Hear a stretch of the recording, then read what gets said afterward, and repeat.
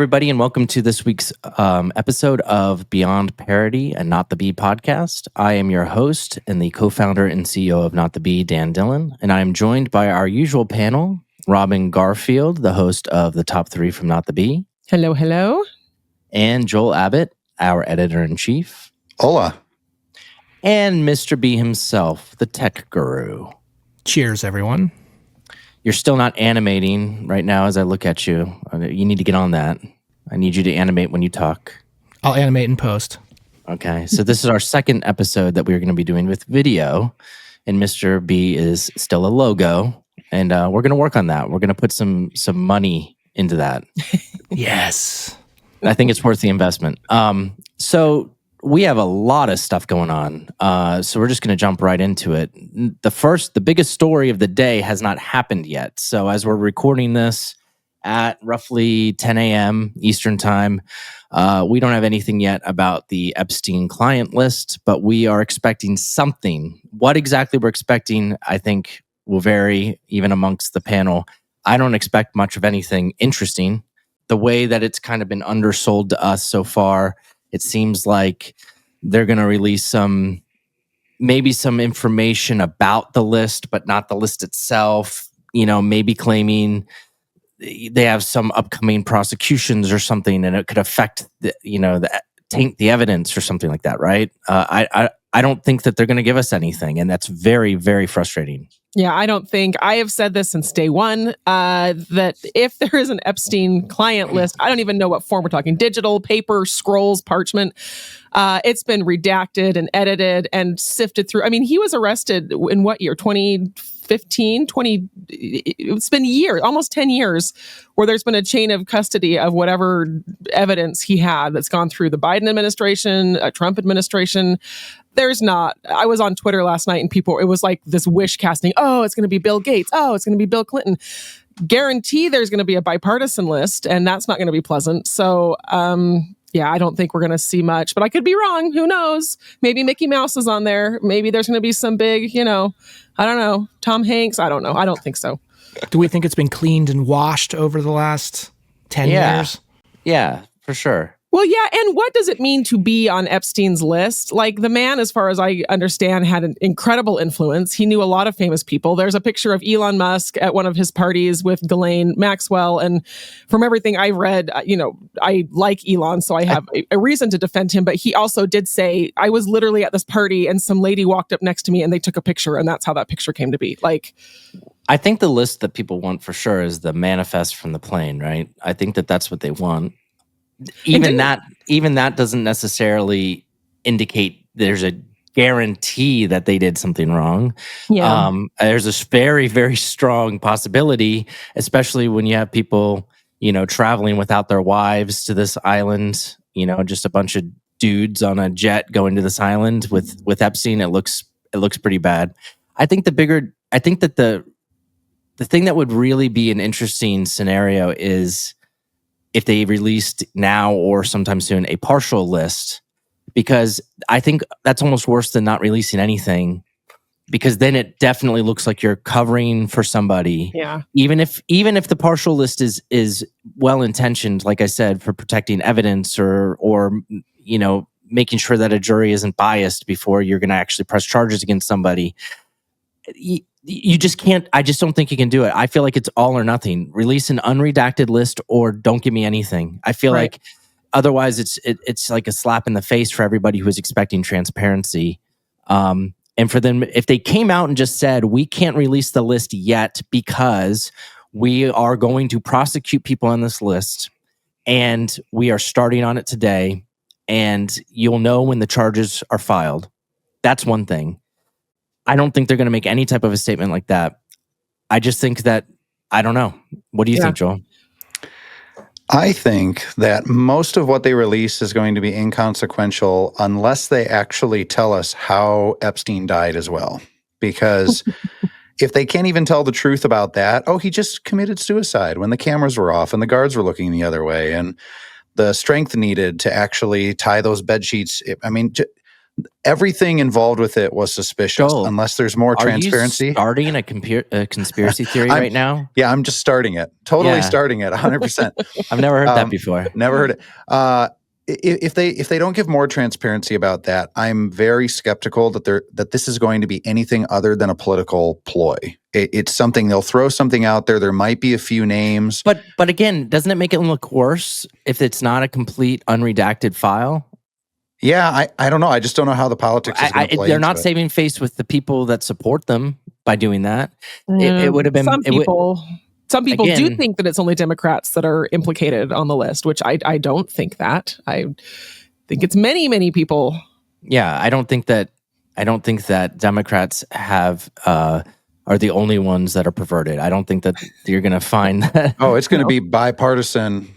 There might even be more Republicans on the list than Yeah, Democrats. you never know. Well, and there's the Prince Andrew one is the one that kind of makes me chuckle because he's the one everybody hates, right? Because we're Americans and we hate the monarchy. So we can throw him under the bus all day long. And so he's all over everything. Every time there's a news story, it's like, well, Prince Andrew was all over. It's like, yeah, he's the one.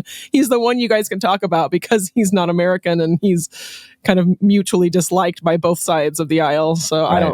I don't have any love for Prince Andrew, but it's just funny that his name always comes up. Yeah, another story we got to watch closely that just broke this morning is that the Tate Brothers are currently traveling to the United States, Florida in particular. Their travel ban was lifted by Romania, and they're coming to the U.S. to do something. I don't know what exactly, but they're just gonna, I guess, hang out until they are asked to come back to Romania. And do you think they'll actually get on a plane and go back to Romania to face those charges? I don't know. They're facing extradition to the UK as well for similar charges to what they're facing in Romania with human trafficking and things like that. This is like there's so many things that make me angry about this. There's so much detail about who they are as people, about what they represent, about the fact that we're celebrating the potential release of the Epstein client list, but then we're also the same people who are doing that are also bringing back the Tate Brothers. And again, I don't know yet. I really don't know enough about the story yet to know exactly what the conditions are. If this was something that Trump in his administration was really pushing for, or if it was just something that kind of happened, and since they're free to go, they're coming back to the United States, and it doesn't have anything to do with the administration. I'm not really sure yet exactly where it lands. My thing with the Tate Brothers is I don't know what they've done, but I know what they've said. And I know they say a lot of shocking things to get a following, but man, I'm not going to say hate because I tell my kids not to say hate, but I deeply, deeply dislike their rhetoric. I dislike the fact that they've kind of become this following of young men. I have teenage sons and I've given them the Tate Brothers talk. If you ever come across any of their content, you ignore it. You report it, tell mom. But I just think they're deplorable people who have built this following of this pseudo machismo, and I know they tweet just to make headlines. I know it's just for engagement, but it gets me riled up when he tweeted last week. It was Andrew who said, "You're not a real man if you've only had children with one woman." We don't need this. The Republican Party does not need to embrace this. We don't need to platform it. So I don't know the illegal stuff they've done. I can't speculate to that. If it walks like a duck and quacks like a duck, but whatever. But as a role model, as the stupid Tate Brothers University and all these scams they pull, they're just these little men. They're little sad men who just have built some stupid following by saying dumb things. And I wish they'd just go away. That's it. Well, they're not going away. They're coming here right now. Going straight to Florida. Keep flying that plane. They're on their way right here behind me here in Florida. Oh man. No, I dislike them a lot. I dislike their brand. I dislike everything. Every time. And I know when they tweet stuff, they just want engagement and they want to sound inflammatory. But if that's what they think and they're tweeting these things, these misogynistic, ridiculous things, we don't need them. We don't need a tent that big in the conservative movement. We can just kick them to the curb. I think really what this entire thing, when I was looking at the best take that was out there from people commenting on their return, the best take was saying, really what we're going to learn through this is how people are responding. The Trump administration, other conservative figures, how do they respond to this news? That should be a litmus test. I honestly don't care about these guys. I don't at all. They're a bunch of clowns. everything they do is clownish. They're sitting there on like Christmas Eve lifting weights. You see occasional videos and posts, and I go, these guys are just numbskulls, absolute numbskulls. Don't even give them the time of day.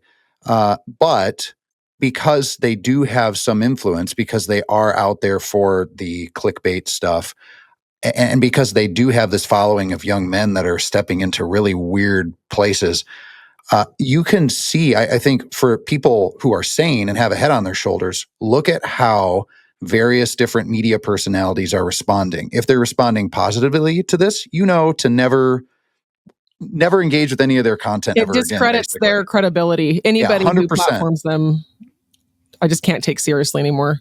I'll just be interested to see. I'll be interested to see who is actually celebrating, or even if it's not celebrating and saying, hey guys, we all deserve due process under the law. Well, that can be true. And also you can push back against letting guys under house arrest for human trafficking. Yeah. Robin touched on it, I think, when she said, like, regardless of their status, legal status, about whether or not they're guilty of the crimes that they're accused of, the things that they've said they're guilty of.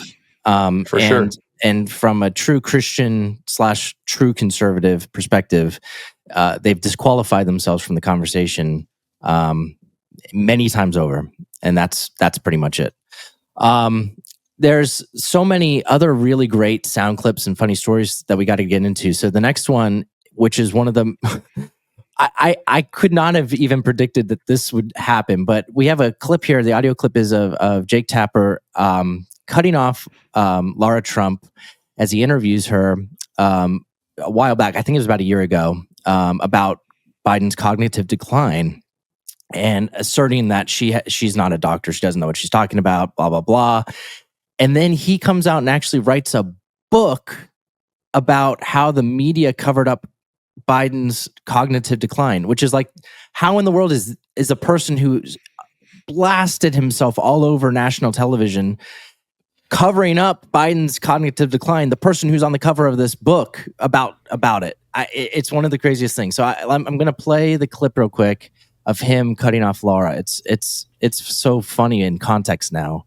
Let me see. All right, there we go. Jake, is very clearly a cognitive decline. Okay. That's what I'm referring to. It makes me uncomfortable. You have no that's so amazing. It's so amazing to me and that try and figure out an answer. A cognitive decline. Well, when you're trying to tell me that what I was suggesting was I think that you were mocking his stutter. Yeah, I think you were mocking his stutter, and I think you have absolutely no standing to diagnose somebody's cognitive decline. I would think that somebody in the Trump family would be more sensitive to people who do not have medical licenses diagnosing politicians from afar. Plenty of people have diagnosed your father from afar, and I'm sure it offends you. Man, that's a good clip. Oh, it's so funny. And now he's written a book, If I Did It, by Jake Tapper. If I covered it up. Right. I love our headline. Our headline on this story was Jake Tapper, who helped cover up Biden's mental decline, releases book investigating the cover-up of Biden's mental decline. Like, that just reads like a Babylon Bee headline. Maybe it's an autobiography. Yeah, exactly. If I did it. If I did it. If I did it. That's perfect. Yeah, it's the O.J. Simpson thing. It's like that. He's the person who's most qualified to write about it. He knows it firsthand. I gotta at least have Grok give me a summary of that book and see if he mentions himself in there at all. Maybe he's self-reflective a little bit.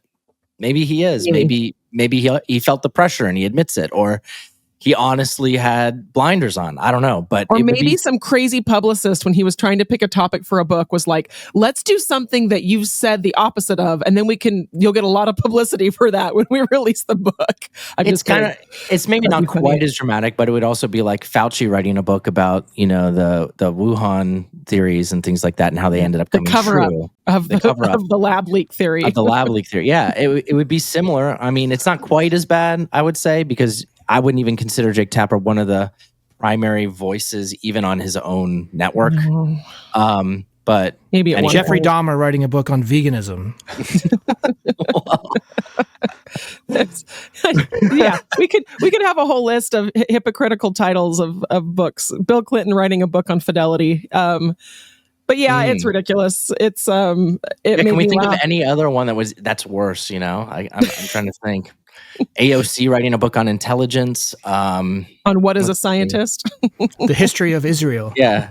Yeah. Ilhan Omar writing a book on the plight of Israel and who on earth has been persecuting them all this time. New Testament Candace Owens edition. Oh my.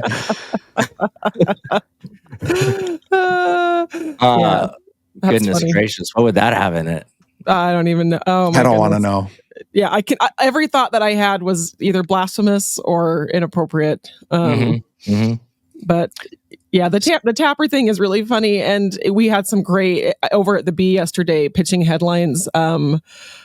It's just right. It sounds like a Bee headline. Like it is. It is a legit, not the Bee headline. And I just think so many people don't know the history. They haven't read this clip. I don't know who's going to buy that book. Who's it written for? I'm very curious to see who.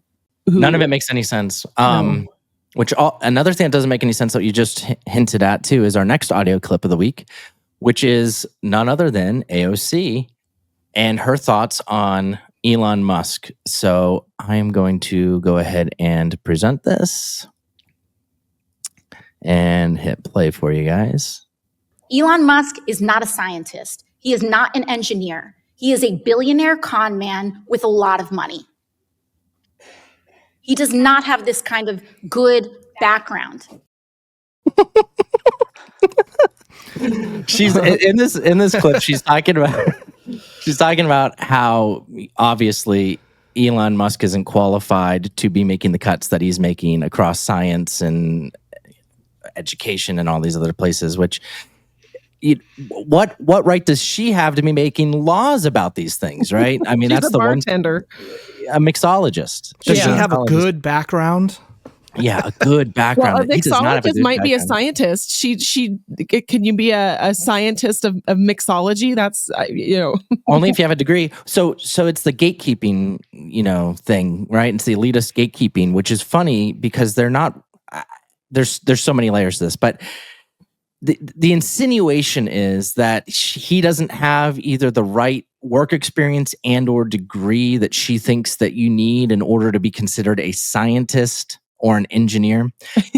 Now, he does have a physics degree, so I don't know what else you need to do in order to be qualified as a scientist. Like, what else do you need to do? Bill Nye's a scientist because he's the science guy. That's all you need. You just need to have a catchy little jingle. She's saying you need to have a PhD to technically be a scientist. I mean, it goes, and what I wrote about it on Twitter is that it goes against the entire spirit of scientific discovery to claim that there's gatekeeping to science, right? So the whole thing from him needing to be qualified for some reason to make these cuts, even though they're budgetary cuts, and you can easily look at programs and say that looking at diversity on Mars or whatever NASA's doing is something that we shouldn't be doing anymore. That requires a science degree is so funny. And also, again, the question just goes back to Congress. If you need to be qualified in the field in order to take government action on something, then we would never be able to do anything. You would never be able to legislate anything. Yeah. I don't know if I've mentioned Nate Silver a few times that I follow him. He's a great follow on Twitter. He's a Democrat. He's left, but he was the original founder of the 538 Project. But he got in a little bit of a tweet X storm about this, and I loved what he posted. He said, and I don't agree with everything he says here, but he backs it up with science. He says you can be both a genius, and I'm going to edit this, and an idiot. I call this spiky intelligence. In fact, this is a pretty common, especially among high achieving people, because human intelligence is multidimensional, and because of something called the Bergson paradox, which I looked up, which talks about you can say it's this, you can be so brilliant and also say out there things, and people now look at Elon like, oh, he's just dumb. No, the man has a very high IQ. You can disagree with him. You can even, and I think some of the stuff Elon has said and done recently, he's a little undisciplined. I get a little nervous with his tweeting and reposting and interesting and yes comments all the time, but he's not an idiot. It's kind of like the Tate Brothers. We know what he's done. I don't mean Elon. We can just see what he's done. You can see the stuff he's posted. He's a very smart man. And calling him an idiot, you can say maybe he's a little socially awkward. I might agree with that, but he's obviously not an Well, idiot. and the concept that just because he hasn't actually gone in there and done the hand calculations for every single aspect of SpaceX's rocket launches makes him not a scientist. Right. But he has absolutely 100% led that company from the ground up.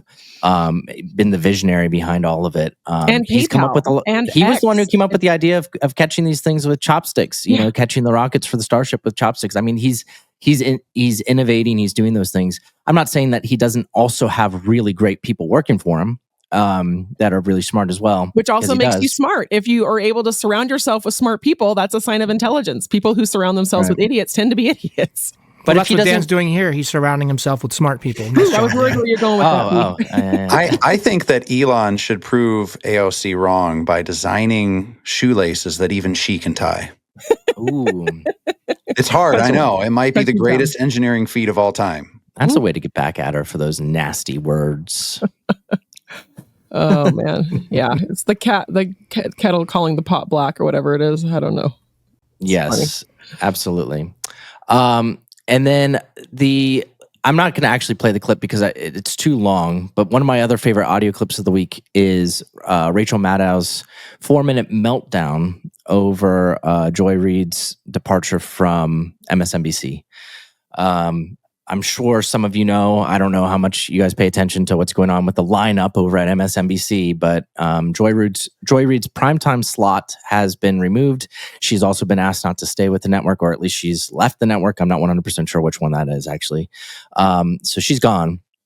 And Rachel Maddow had an absolute meltdown over it and actually called out her bosses and her network and how despicable it is to her that they had two minority anchors, I guess, that have departed over the course of the last couple of weeks. And now she's left as the primary anchor and she's white, which is, I guess, in her mind, a horrible thing, right? But she's not giving up that $15 million a year contract. That's for dang sure. Or something. But little does she know, or at the time that she made the rant, at least, I think, they were coming back with something even better, right? I mean, Joel, tell us about Joy Reid's replacement.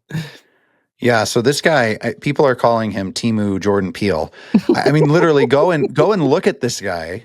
What's we his have an name? article up. Let me see here. I got to actually find his name. Eugene Daniels. So he is the president of the White House Correspondents Association. He's currently at Politico, and he's joining MSNBC. This guy, how did somebody put it? Somebody found pictures of this guy wearing a dress, and he's got on, it almost looks like, what's that guy? Reading Rainbow guy in Star Trek. LeVar Burton. Yeah. LeVar Burton, where he's got those glasses in Star Trek, that go across. His visor. And somebody tweeted out that mega supporters, oh, thank God, Joy Reid is gone. MSNBC can't do worse than her. MSNBC, hold my beer. And this guy seems like a real treat. He is, I don't know. He's also, he's gay. He's married to a white guy. So that's, let's see here. Cause people are making all sorts of comments about him. And I'm reading through all of there's a temper tantrum coming from the White House Correspondents Association. It really is something to behold. You'd have to go and actually watch him as he's talking about some of these things to understand that he's probably more extreme than Joy Reid, which is really a difficult bar to reach. And her ratings were, I think I read in the gutter. I mean, like 40,000 viewers, which is not, I mean, that's like people that leave the TV on and fall asleep at the hospital or something.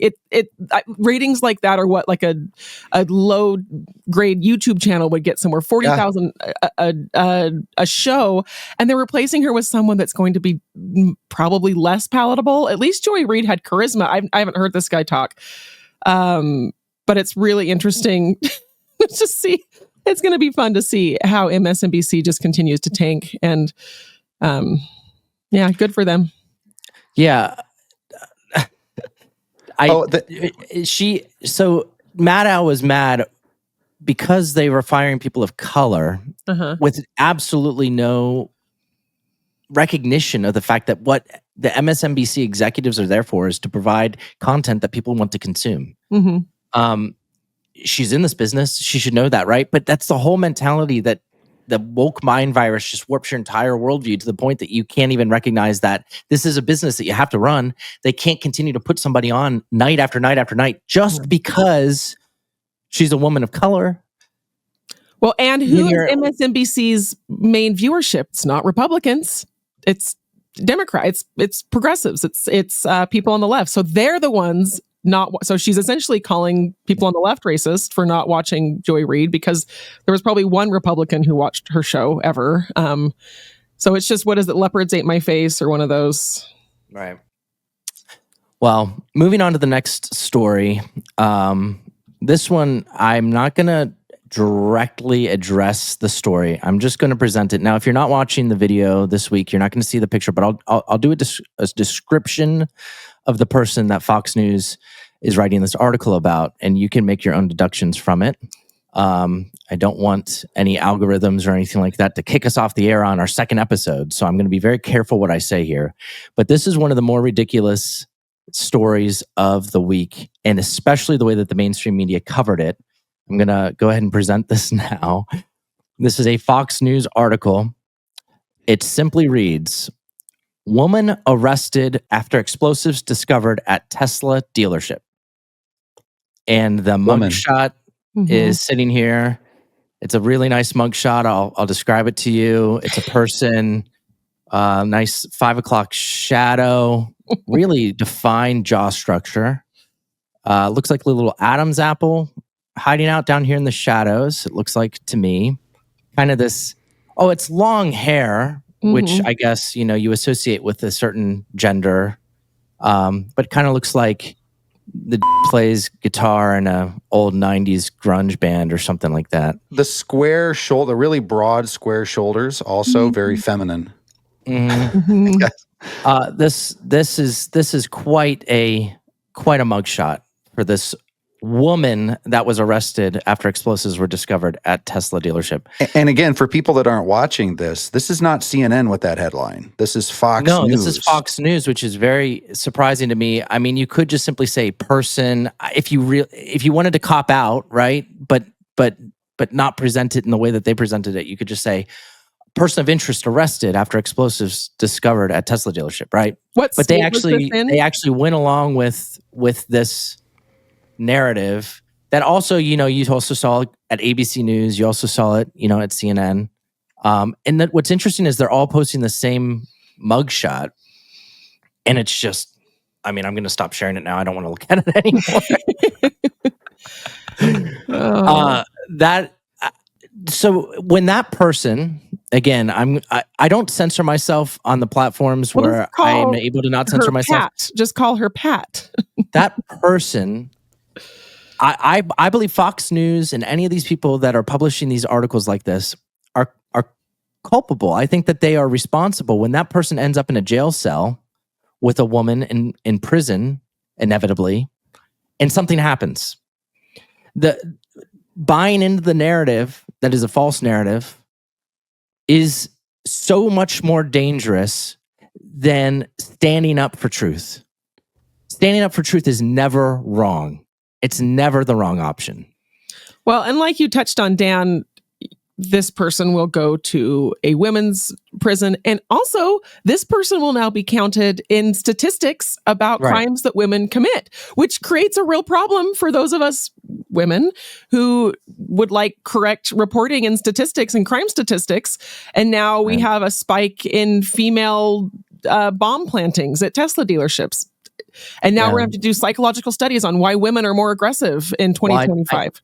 I forget which outlet it was. It might not have been a news outlet. It might have been a scientific study, but I saw something in the past couple of weeks about how there's this unexpected spike in female violence. Gosh, that's weird, isn't it? Yeah. And it's like, I wonder what could be the cause of that, right? I mean, reality, you have to stay in touch with reality in order to keep people safe. You have to stay in touch with the reality in order to keep people sane. And this is like rejecting all of it. I was very surprised to see Fox News write that article and publish it that way, and they haven't retracted it, and that's really surprising. And I bet they've taken so much slack online. They have been ratioed to the moon. To the moon. What's that new phrase they're pushing on us? Inseminated person or something like that. Oh boy, don't get me started on that. Oh my gosh, yeah, that it's so dehumanizing. It's just. It's in Wisconsin, replacing mother in a state statute. The governor, Tony Ivers, replacing the word mother and wife with inseminated person. That's Who's going to say that? Is anybody ever actually going to say that? That is so. I mean, it's just a terrible way to say it anyway. Like, remind me which side is the Handmaid's Tale again? I'm just curious because I keep hearing that it's one side, but then the other side comes up with stuff like this. That's also just a word you don't really want to say very much. You know, it's like one of those words like moist. You know, I'm glad you said it because I was about to, Dan. People don't like to say it. Well, it's a real word. You say who's going to use that phrase? The same people who use the phrase gender affirming care. It's this Big Brother 1984 corruption of language. They're not going to. I don't believe they're going to use every time I hear or Latinx. Person. I always thought it was Latinx, Latinx. Like we keep saying who's going to use these stupid phrases, and then because you have to. Wait, did you call them Latinx? Latinx.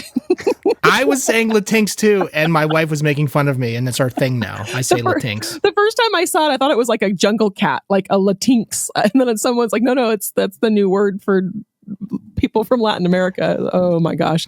But it's all ridiculous. And if you can get people to say Latinx, you can get them to say inseminated persons and gender affirming care. And it's just birthing. I mean, I come up with a list on all these articles: chest feeder, bleeder, person who bleeds, birthing person, non-prostate owner, human milk feeding individual, and gestational parent. I mean, it really is. I mean, the war on words is such I didn't know you could rap, Joel. Demonic thing. Yeah, that's a horrible rap. That's a scary rap song right there. You can add to that list now, terrorist who brings explosives to Tesla headquarters. Yes. Yeah, that's just substitute that in for woman. Mm-hmm. Person of some gender. The word woman has lost all of its meaning. It really has. I refuse to believe it has. I have to just stay. I'm not talking about to you and me. I know. You and me. I know what you mean, though. Live in a world where there are definitions for things, and that you stick with those definitions, and that words matter, and it's important, right? This is biology. This is science.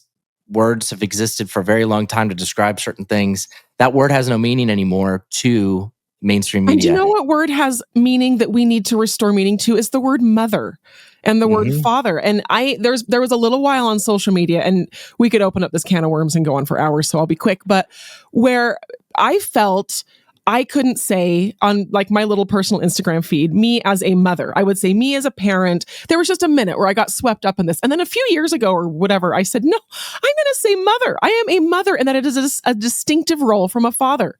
And I have been through very unique challenges as a woman, as a mother, than my husband as a father and a man. And we can say mother and father again. Like we can't dilute these words down to nothing, because being a mother means something and being a father means something. And I hate it. I'm saying hate, kids. I'm sorry, but I hate it. We can't let them You should win. hate it. No. On the form, I had a baby 10 months ago, and on the form in the hospital, it said, check this if you are what was the word on it? Primary birthing life something. Birthing unit. And I crossed it out and wrote mother on this form and sent it in. Yeah, good for you. But I don't know if we still were able to keep our baby. No one's come knocking on our front door, but. I mean, you're right. I mean, it's not only a lot of people like to point back to communism. Obviously, there's a complete destruction of the family. You don't want to have mothers and fathers. You want the state. You want the people. That's all in Marxist ideology. You could talk about that for hours, but it really comes down to the theological component. There is power in words. There's power in the logos. Things are defined by our creator. He's created them in a certain way, in a certain order. And then people come along and try to warp those things and change definitions and change the dictionary. It's why we have to push back against the woke nonsense. So crossing off those things on a form, that is an act of resistance that is actually obedience to God. It just is. So, and it just felt oddly powerful in the moment just to write mother on my child's, it wasn't her birth certificate, but something like some form I had to fill out. As strange, like you said, is the act of resistance. Talk about resistance, that I can be a mother of my children. That's all. I could go on for hours. What a time to be alive. What a time to be alive. To be alive. With two E's. Yeah. I think I mentioned that already on the show once, that it used to just have one E, what a time to be alive. And I resisted for a really long time, but the subscribers demanded that I replace it with BEE. So I replaced it. Yeah, so I replaced it with a B logo. What a time to be alive on our homepage. So a little bit of more fun, wholesome news.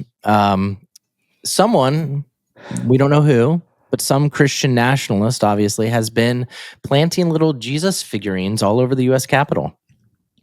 Who's doing that, Joel? We have absolutely no idea, but it's funny because I saw this. I saw a few posts. I threw it in there, and I'm going to share the screen while you're talking so that I can scroll through. And yeah, you got to show the picture of these little. I mean, it's such a happy little Jesus. It's like something you'd get in Sunday school that they'd hand out to kids. They're popping up all over Capitol Hill, and it's not just in the U.S. Capitol, but some of the branching buildings. So there was a reporter, Liz Elkind, who said, "Hey, Capitol Hill mystery. More of these little Jesus statues are popping up all over the building, and they're in corners. Cute. They're on the molding. They're next to paintings. It looks like a Lego Jesus. Statues. Yeah, like almost like a little Lego Jesus. And one is outside Speaker of the House Mike Johnson's office. They're also in the Cannon House office building. Look how high it is up there. Yeah, the Rayburn Tunnel. How did they get that up there? They need like a little. Yeah, what are they doing? Bringing a ladder? Is this like a maintenance person? Is this a staffer? Oh, they're tiny.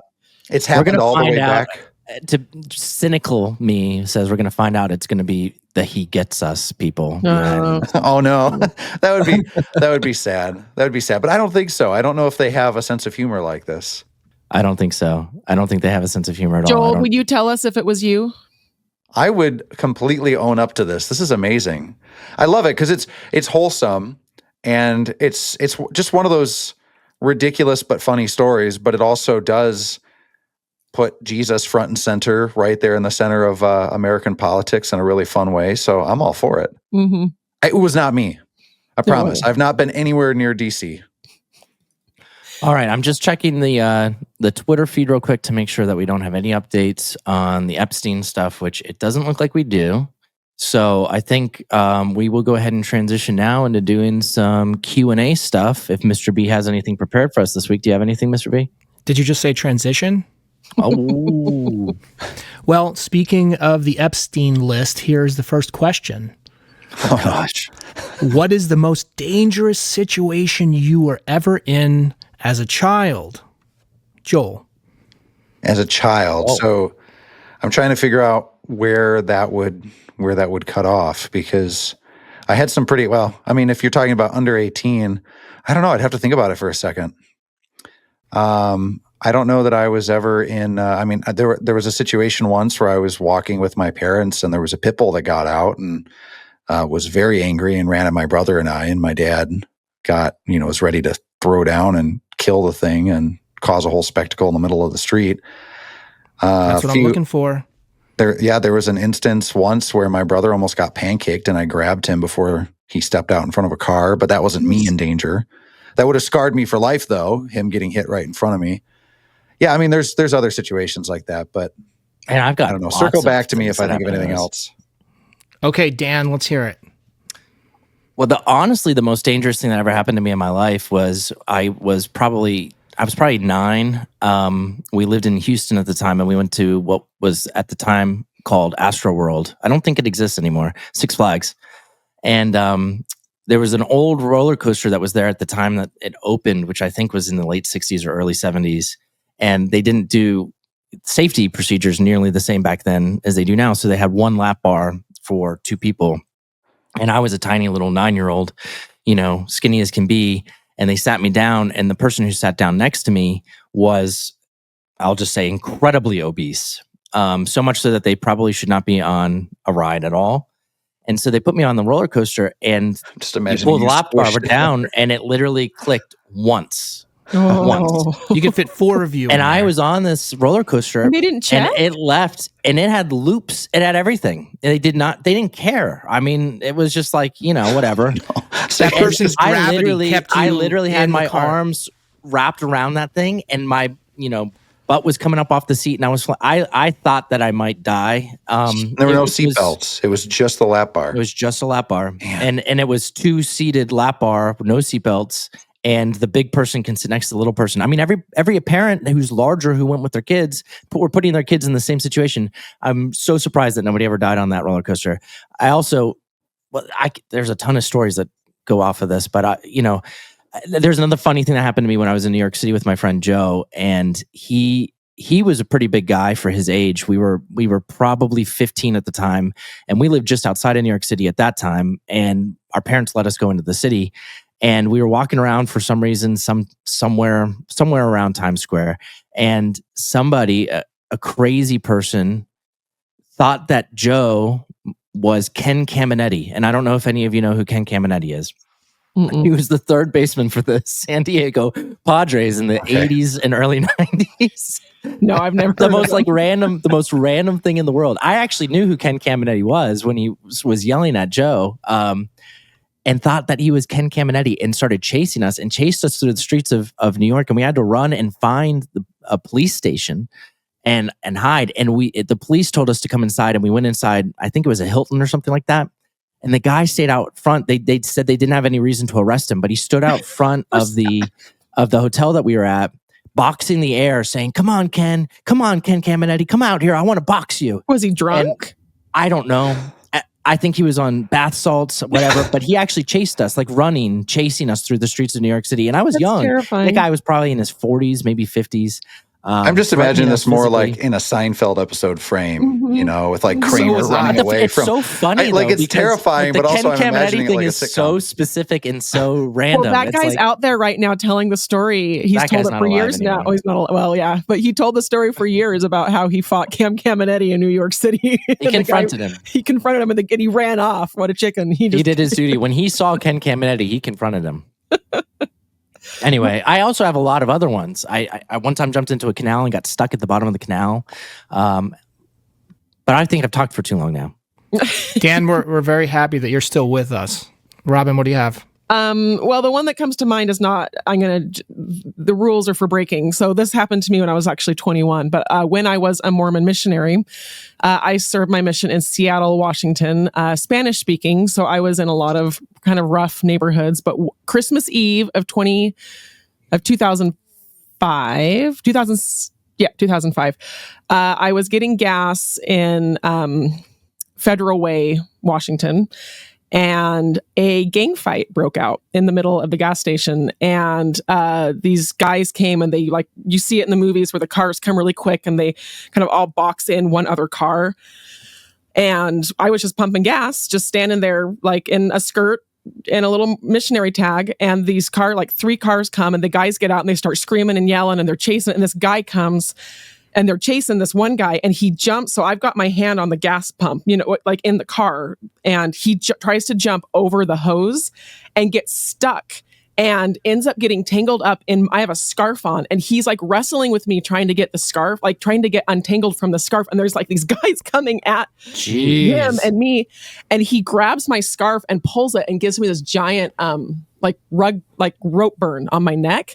And he runs off. The other 3 dudes come chasing, and they all clear the gas hose. And I'm like, at this point, just standing, against the car, trying, just like freaking out, but trying to keep my cool. And they run off, and I jump in the car, but I can't get out because all these cars are they're kind of all around us. They didn't care about me. I mean, they weren't out to get me. They were just in this fight.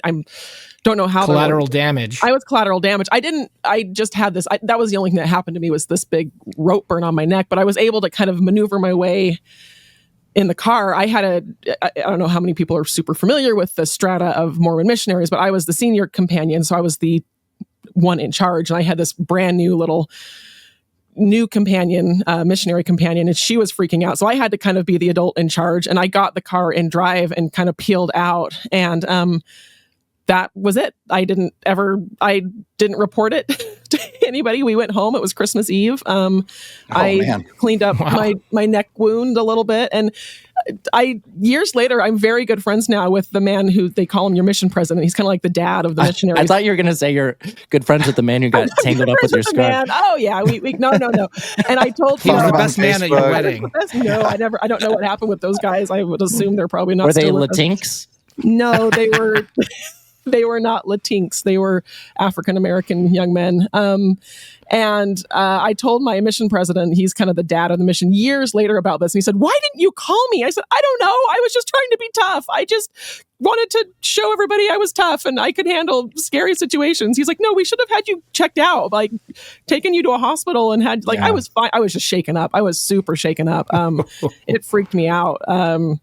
For a little while. And I still, when I'm pumping gas, I think about that, like wrestle with this kid.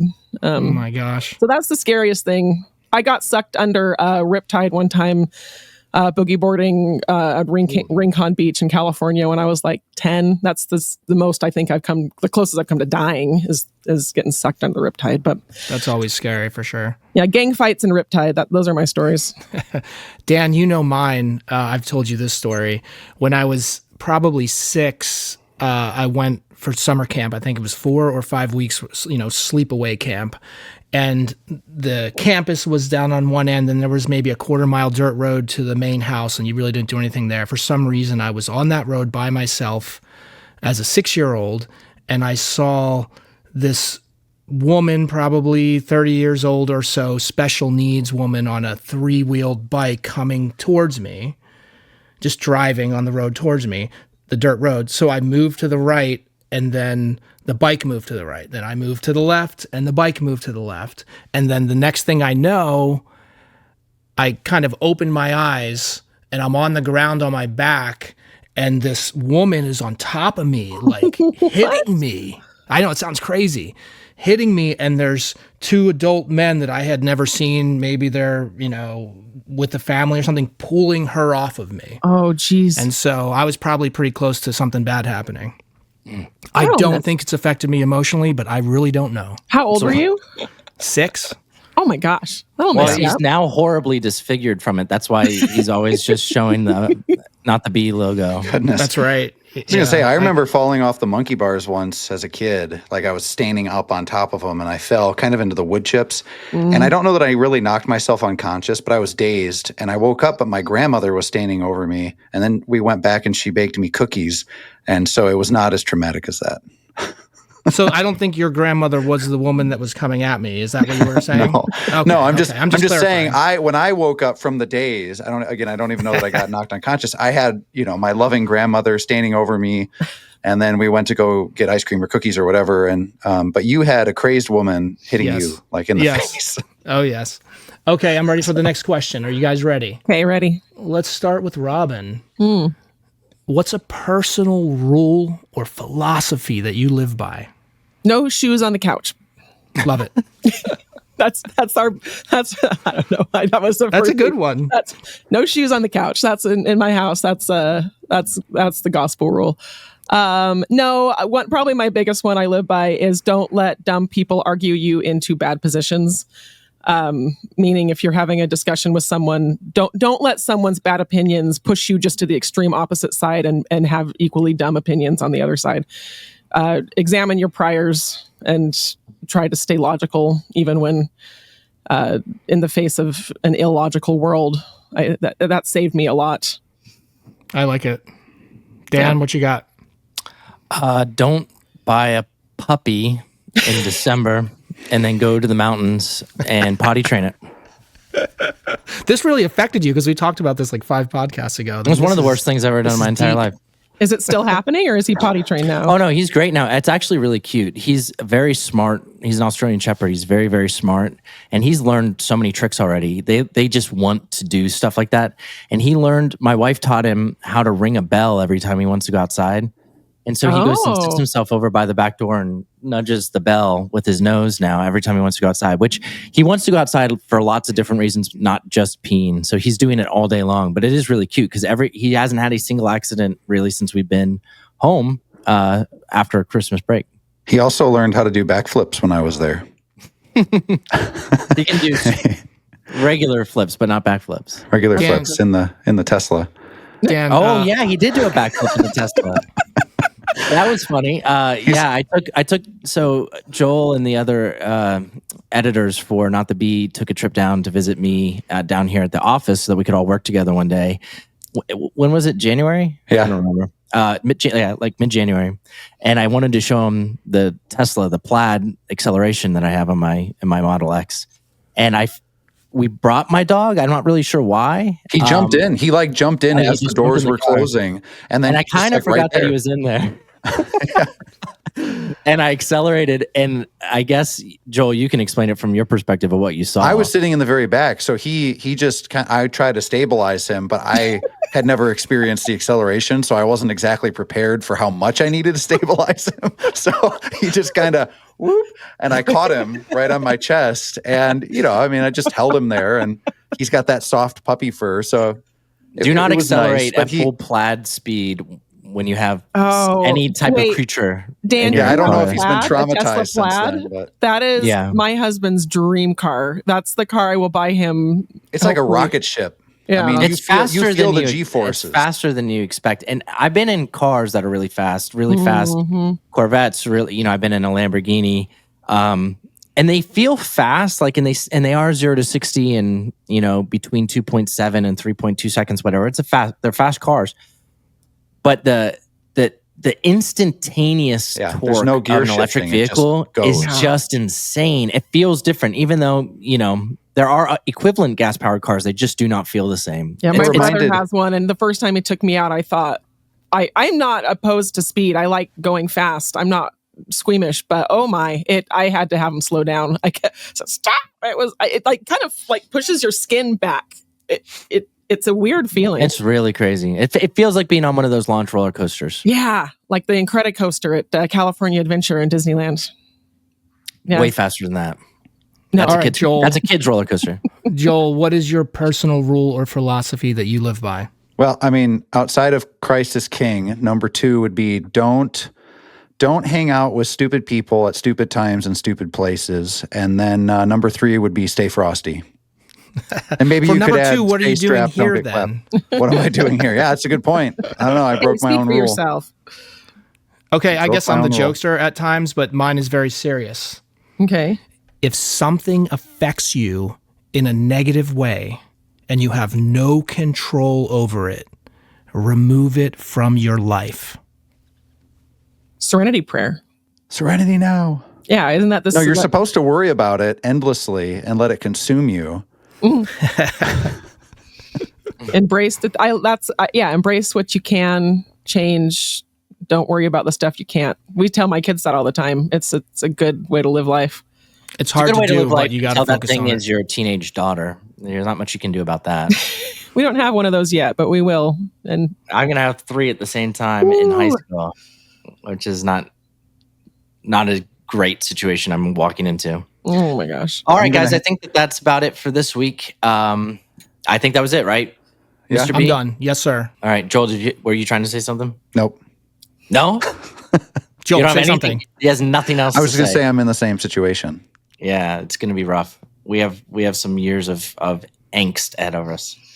All right, we will see you guys next week, hopefully on Thursday, and we'll be looking forward to those Epstein docs. We'll see what happens.